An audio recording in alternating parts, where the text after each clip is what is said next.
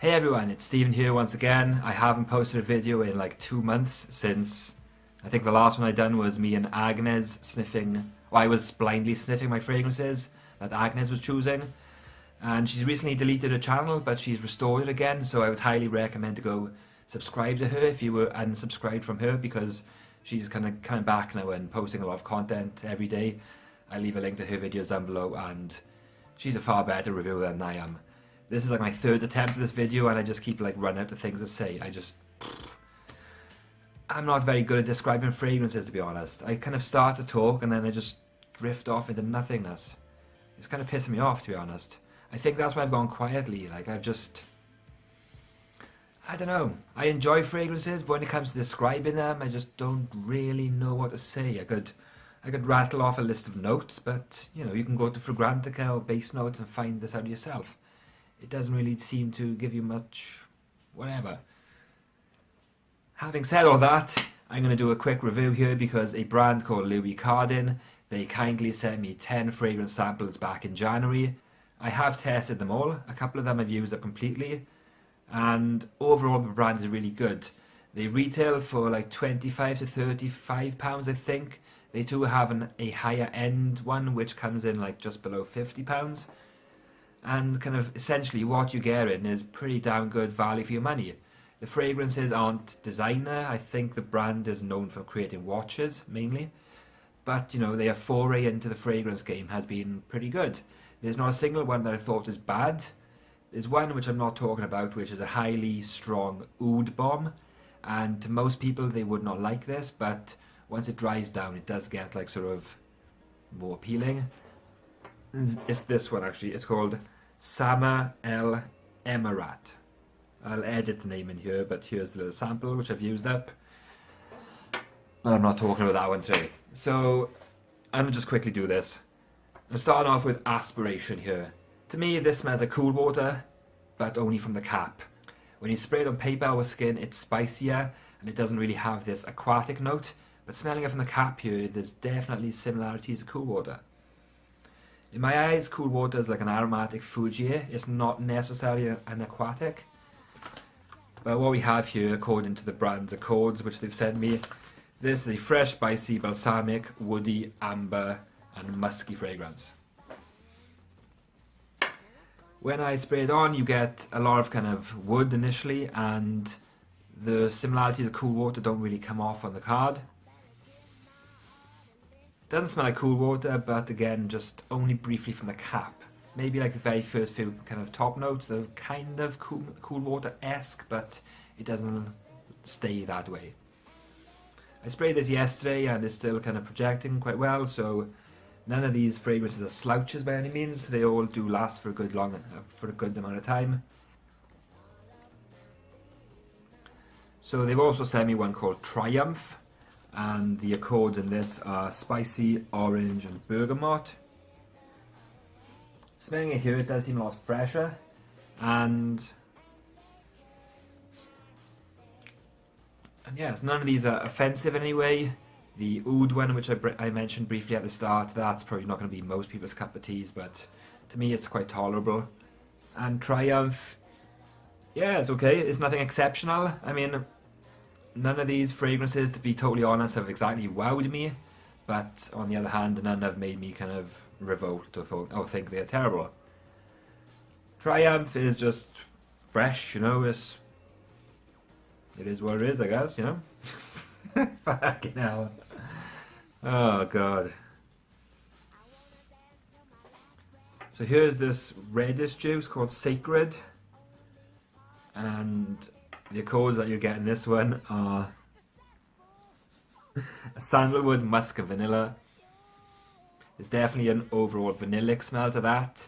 Sandalwood doesn't come off too strongly to me, but there's a definite kind of vanillic aspect to there. Personally, I don't really like vanillic scents that much. It has to be something kind of special for me to tolerate it. And in this one again, I wasn't that impressed. Here's another one called Credible Oud, which according to Fragrantica is a clone of Mugler's Alien, I believe. I think it's Alien. But I'll be honest, to me it's kind of a jasmine overload. Despite the name of Credible Oud, I very much struggled to detect this oud note in here. And just to my nose, it's like a jasmine. I have actually smelled Alien, and when I smelled this fragrance first, and when I smelled Alien, I could definitely see the similarities between the two. And the listed code here is rose, saffron, jasmine, white cedar, sandalwood, oud, and musk. It's okay. I mean, personally, I wouldn't really wear this, but... And the thing is, I have actually tested these, you know, these are all 3 ml full, and there's a tiny drop left in some of these, so I've worn them, but they're just okay, you know, there's nothing outstanding to them in my opinion. I don't know, I got strange tastes, and a lot of these are very much like standard, you know, there's nothing really out there. So if it's not really weird, then I'm not really into it, or unless it's kind of really jumps out as being high quality, then I don't really want to wear it. And the line has just been very okay. And there's also Orchidea here, which is meant to be a clone of Black Orchid by Tom Ford, or smell similar because they both contain the word orchid, so obviously people think they're clones. But I have briefly smelled Black Orchid. Again, it didn't really do much for me. I was in Amsterdam airport recently and I tested maybe like 50 fragrances, so I kind of just overloaded myself by just testing things in like such a quick sequence. I didn't really give things that much of a chance, but when I did try Black Orchid, I just thought, yeah, it's okay. I mean, it's okay is like my feeling towards like 90% of the fragrances that I wear. It's okay, you know? Apparently orchids are hit and miss. They don't always smell. Like I have an orchid here which, you know, the flowers are dying. But this is the one which doesn't have a fragrance to it. I'm not sure exactly how an orchid is meant to smell. But yeah, you know, this doesn't come off as really masculine to me. I think this one is listed as gent, but I wouldn't say there's anything substantially masculine to this. In terms of all the smells, I'd say they're probably all fairly unisex. They are listed as ladies and men's and shade, but I wouldn't put a gender on any of these.